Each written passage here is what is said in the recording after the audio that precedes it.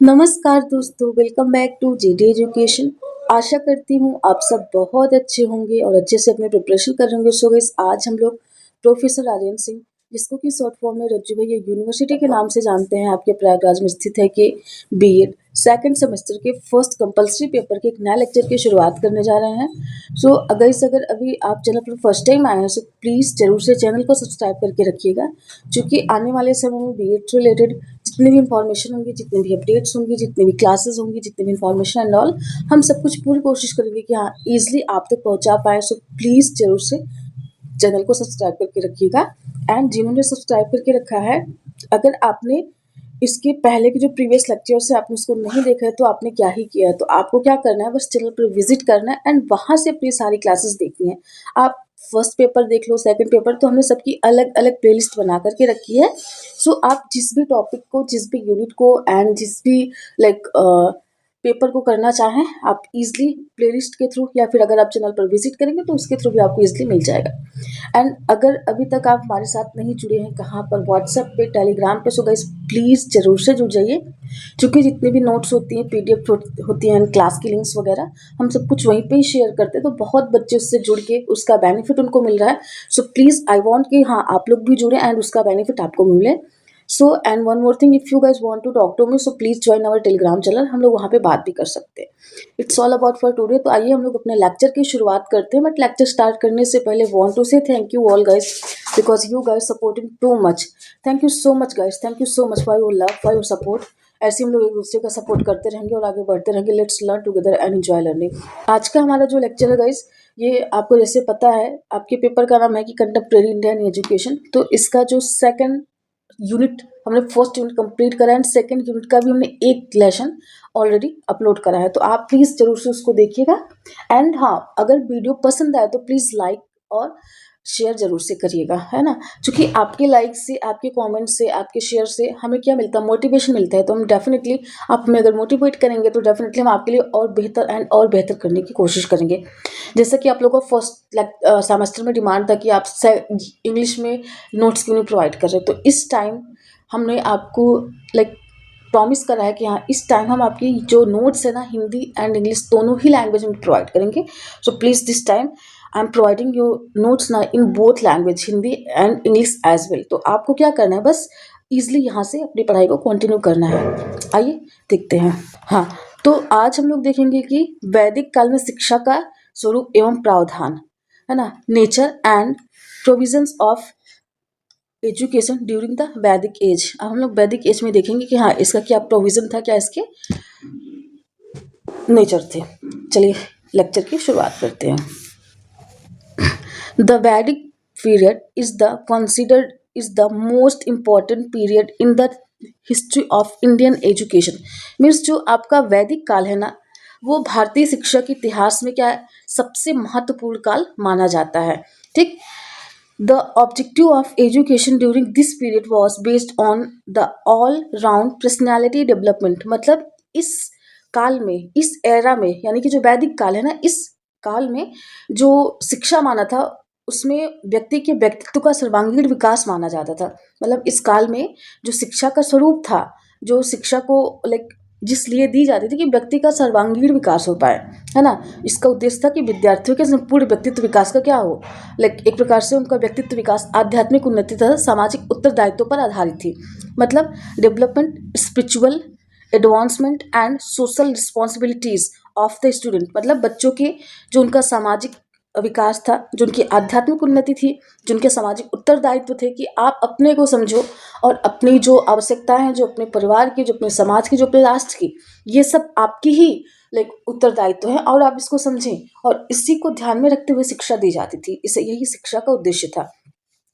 The centre of education was also the gurukul system, where students lived in the विक्टनी of gurus and acquired useful knowledge for life.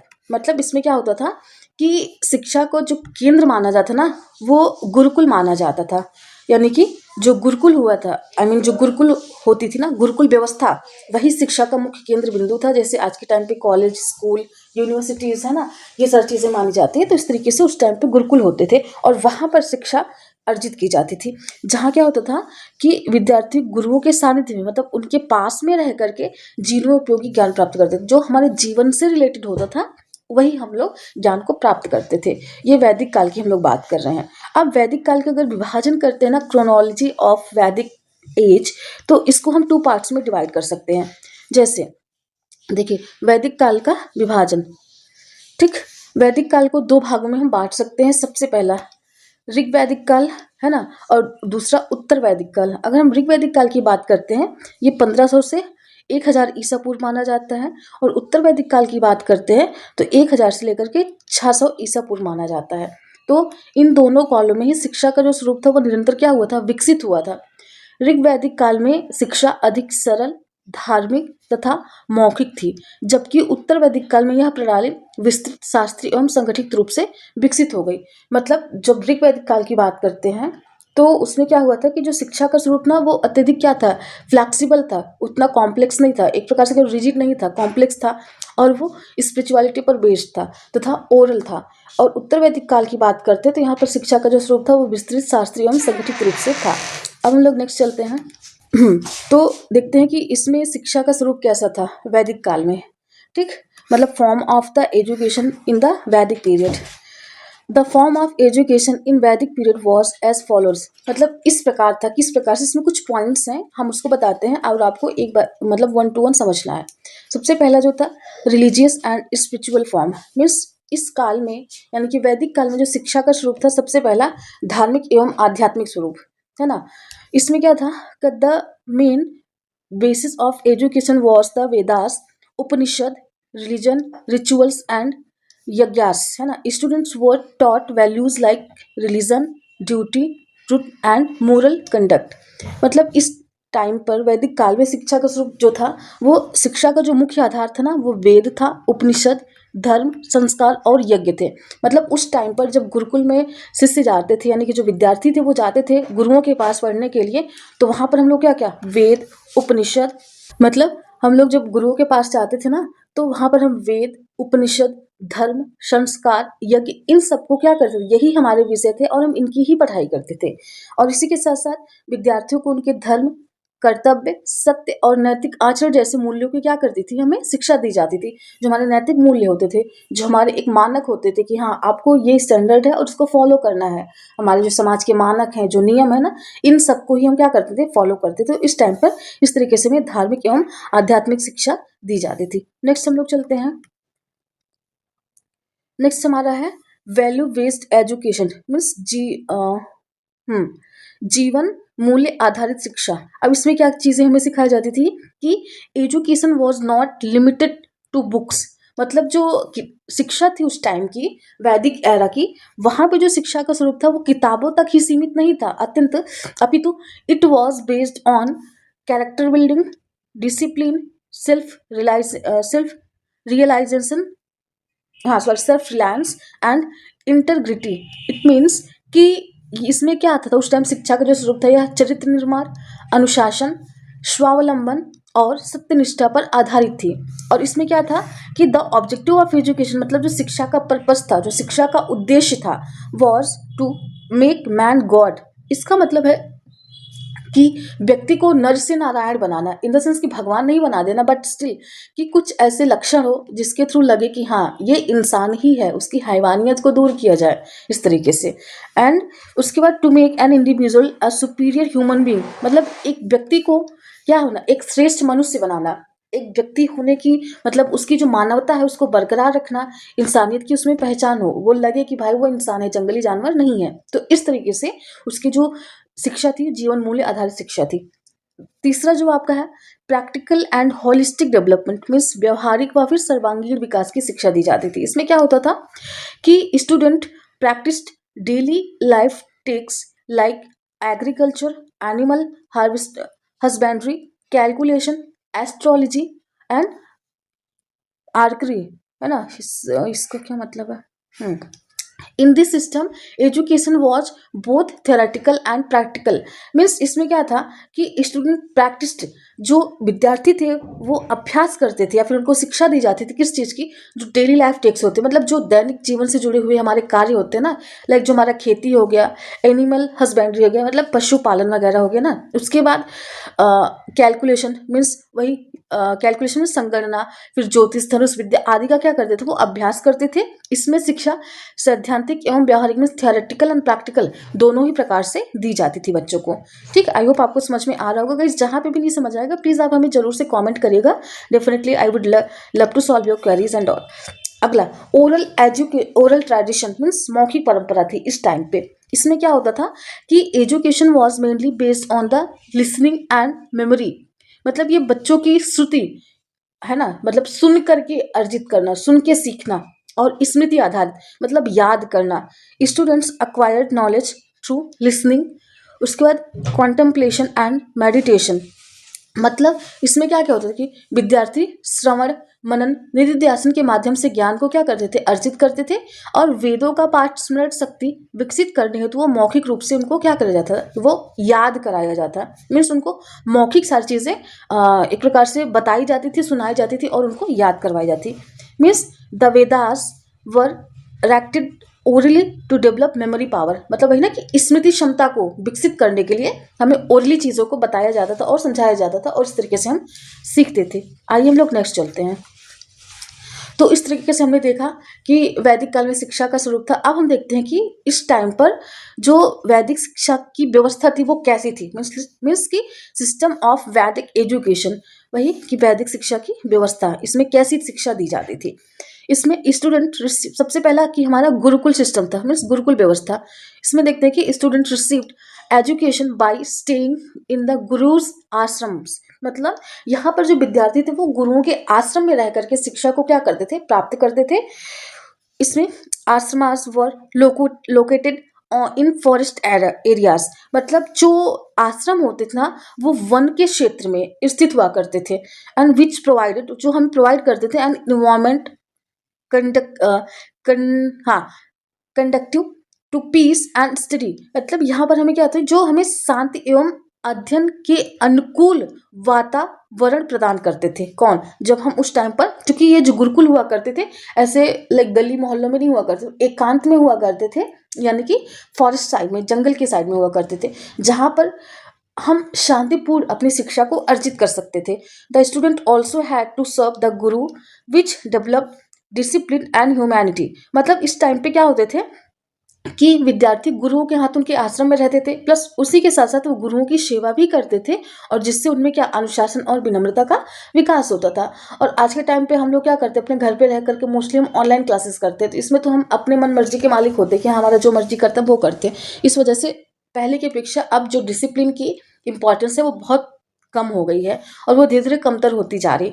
इस तरीके से उनको क्या इन सब की शिक्षा दी जाती थी। अगला, इसमें एंट्री का क्या सिस्टम था, इसमें हमें प्रवेश कैसे मिल पाता था, हम लोग एक बार उसकी चर्चा करते हैं कि एजुकेशन बिगैन विद द उपनयन सेरेमनी, मतलब उस टाइम पे जो शिक्षा का आरंभ होता था वो उपनयन संस्कार से होता था ना। उपनयन संस्कार एक संस्कार होता है, टोटल हमारे 16 संस्कार बताए गए हैं हिंदू धर्म में। तो उसमें सबसे पहला जो ये इसमें सबसे पहला संस्कार तो नहीं है ये, है ना, सबसे पहला तो गर्भधारण होता है, फिर क्या कहते हैं, फिर उसके बाद आपका जो होता है अन्नप्राशन संस्कार, फिर नामकरण संस्कार। तो इस तरीके से अलग अलग संस्कार, तो टोटल 16 संस्कार बताए गए। बट शिक्षा के टाइम पे, जिस टाइम पे हम लाइक एडमिशन लेते थे, तो हमारा उपनयन सेरेमनी होता था, मीन्स उपनयन संस्कार होता था। ब्राह्मण सेंटर्ड एट 8 ईयर्स, है ना, मतलब जो हमारा ब्राह्मण था उनका जो प्रवेश का वर्ष था वो 8 वर्ष था, और क्षत्रिय 11, मतलब जो क्षत्रिय थे वो 11 ईयर्स के लिए, and Vysya eight 12 years as, और जो वैश्य थे उनको 12 वर्ष की आयु में क्या होता था, प्रवेश करने को मिलता था। उनकी ये लाइक एज क्राइटेरिया थी। ठीक, जैसे आजकल हम लोग एनडीए वगैरह में देखते हैं ना कि आपका एज क्राइटेरिया लाइक 17 साल होना चाहिए, आप फॉर्म फिलअप कर सकते हैं, 21 साल के बाद आप फॉर्म फिलअप नहीं कर सकते। तो वही वो इनका एज क्राइटेरिया था, और इस एज क्राइटेरिया में ही वो बिलोंग करके अपना लेते थे। And Shudras has limited permission, मतलब जो शूद्र थे उनके पास क्या था, वो बहुत ही लाइक लिमिटेड परमिशन था फॉर फॉर्मल वैदिक स्टडी, कि औपचारिक वेद जो अध्ययन करे उनके लिए उनको जो अनुमति थी वो बहुत ही लाइक लिमिटेड थी, बहुत कम थी। And but were taught life skill crafts, परंतु उनको किसको जो शूद्र होते थे उन कैटेगरी के, ऐसा मैं नहीं कह रही हूँ, ये आपके उस एरा का एजुकेशन सिस्टम था, मैं उसकी बात कर रही हूँ, परंतु उन्हें जीवन शैली कौशल की शिक्षा भी क्या होती थी, दी जाती थी। यह संस्कार शिक्षा की औपचारिक शुरुआत माना जाता था। Means this ceremony was considered the formal beginning of education. ठीक, ये उनकी औपचारिक शिक्षा की शुरुआत मानी जाती थी कि हाँ अब आपको आपने इस क्राइटेरिया को फुलफिल करा है, अब आज से फॉर्मली आपका जो एजुकेशन है वो स्टार्ट हो रहा है, मीन्स आपकी शिक्षा स्टार्ट हो रही है, उसकी शुरुआत हो रही है। फिर उसके बाद नेक्स्ट देखते हैं इसका जो पाठ्यक्रम था उस टाइम पे वैदिक एरा में, मीन्स करिकुलम, वो कैसा था। The subjects include in the वैदिक करिकुलम वर एज फॉलोस। मतलब जो इस टाइम के पाठ्यक्रम थे उसमें ये सारे विषय शामिल करे जाते थे, जैसे study to the Vedas and Upanishad, Dharmashastra, grammar, metric, उसके बाद etymology, astronomy, mathematics, astrology, music, dance, art, archery and weapons training, agriculture, animal husbandry, social services. मतलब उस टाइम पर वेद उपनिषद का अध्ययन और उसके साथ साथ हम लोग क्या क्या और सारी चीज़ें पढ़ते थे, धर्मशास्त्र, व्याकरण, छंद, निरुक्त, खगोल, गणित, ज्योतिष, संगीत, नृत्य, कला, धनुष विद्या, अस्त्र शस्त्र प्रशिक्षण, कृषि एवं पशुपालन सेवा आदि हमें सिखाया जाता था। मीन्स कि उस टाइम पर जैसे आज के टाइम पे हम लोग ताइक्वांडो हो गया, स्विमिंग हो गया, सारी चीजें सीखते हैं, तो उस टाइम पर हम धनुष विद्या सीखते थे, है ना। किसी से अगर लाइक विवाद होता है ना, तो उनसे पहले के टाइम पे देखते हैं जैसे आपका महाभारत हो गया, रामायण हो गया, तो वहां पर हम लोगों ने धनुष विद्या सीखी थी, हम लोगों ने, इन द सेंस कि जो उस टाइम के लोग थे, है ना। अब मुझे नहीं पता आप लोग थे उसमें कि नहीं थे, क्या पता आपका पुनर्जन्म हुआ हो तो आप भी उसी में से कोई एक हो। तो वही ना कि उस टाइम पे हम लोग धनुष विद्या से अपना क्या करते थे, वार करते थे। फिर उसके बाद कृषि करते थे कि खेती कैसे की जाती, कब खाद पानी कितनी मात्रा में देना है, उनकी क्वांटिटी हमें बताई जाती थी। फिर पशुओं का पालन कैसे कर सकते हैं ना, उनका संरक्षण कैसे कर सकते हैं, तो ये सारी चीज़ें हम सीखते थे उस टाइम। ये हमारे पाठ्यक्रम के क्या थे, विषय थे। अगला हमारा जो है हम लोग इसको देखते हैं कि इसमें जो मेथड्स थे वो टीचिंग के क्या क्या थे, सॉरी वो अध्ययन की विधियां क्या थी, है ना। हाँ, टीचिंग मेथड। तो इसमें listening, reflection, deep contemplation, imitation and practice.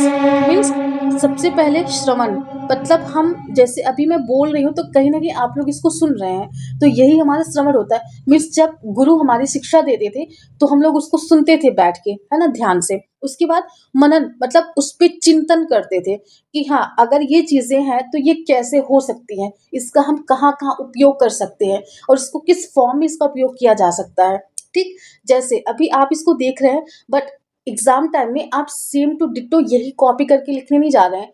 आप डेफिनेटली आपको इससे एक आइडिया मिल रहा है, बट आप अपने वर्ड्स में वहां पर अपनी आंसर राइटिंग करेंगे, तो वही आप इस पे चिंतन करेंगे तभी आप अपनी राइटिंग में इसको लिख सकते हैं। फिर रिफ्लेक्शन, इट मीन्स कि एप्लीकेबल कैसे बना सकते हैं।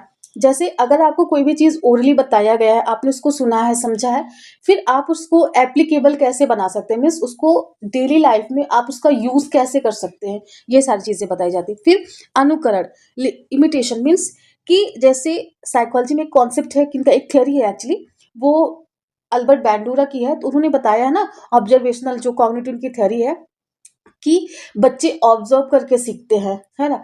हम जब छोटे होते हैं, जो बच्चे होते हैं वो कहीं ना कहीं अपने पेरेंट्स को, अपने सिबलिंग्स को, अपनी फैमिली को, अपने लाइक पूरे नेशन को एक प्रकार से कह सकते हैं ना, अपनी सोसाइटी को, वो क्या करते हैं, उनको देखते हैं, उनको ऑब्जर्व करते हैं कि कब कैसा व्यवहार करने पर उनको रिवॉर्ड मिलता है, कब पनिशमेंट मिलता है।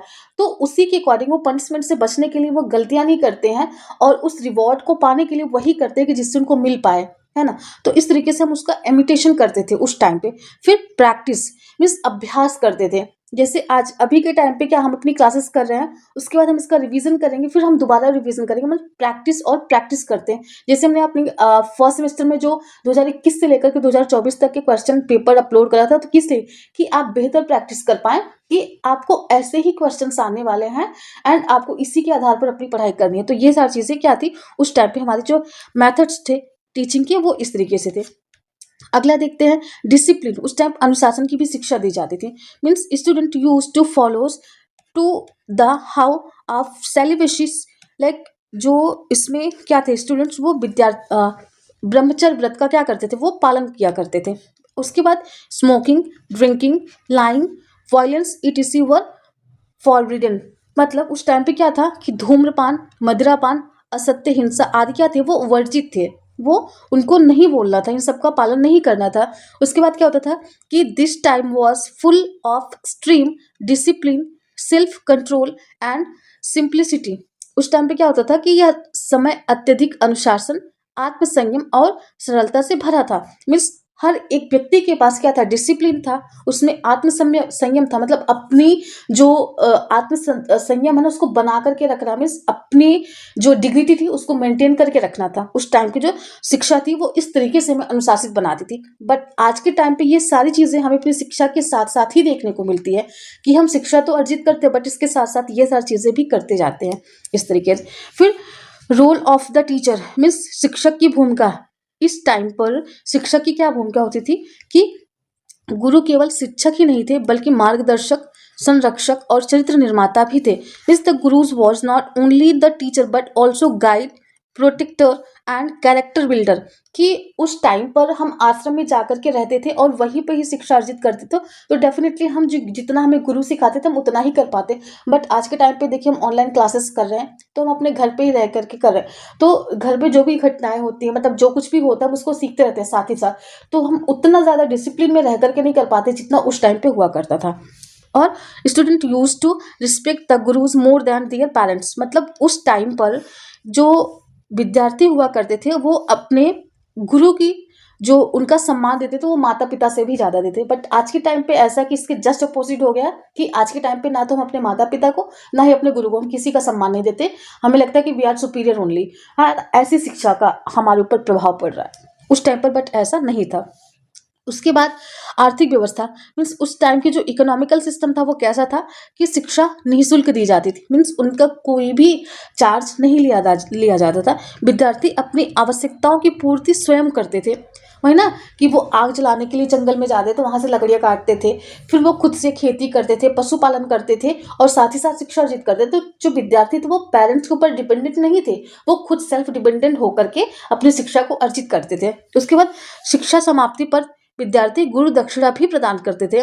मीन्स वो स्वयं से ही विद्यार्थी खुद से ही वो गुरुओं को देने के लिए जो भी उनके पास होता था उनको दक्षिणा भी प्रदान किया करते थे। इस तरीके से उस टाइप की हमारी शिक्षा व्यवस्था थी।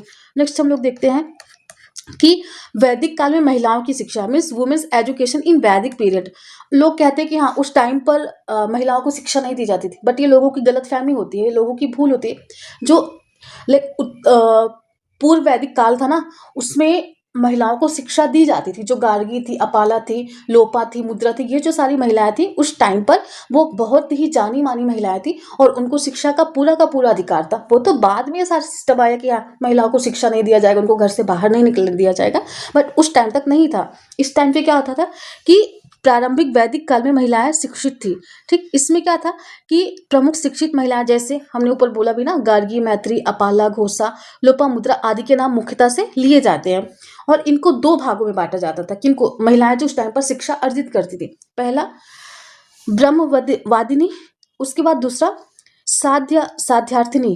अब ब्रह्मवादिनी किसको कहते हैं? जो आजीवन सिर्फ शिक्षा ही ग्रहण करती थी, शिक्षा ही अर्जित करती थी, वो कभी शादी नहीं किया करती थी, उन्हें हम ब्रह्मवादिनी कहते थे उस टाइम पर।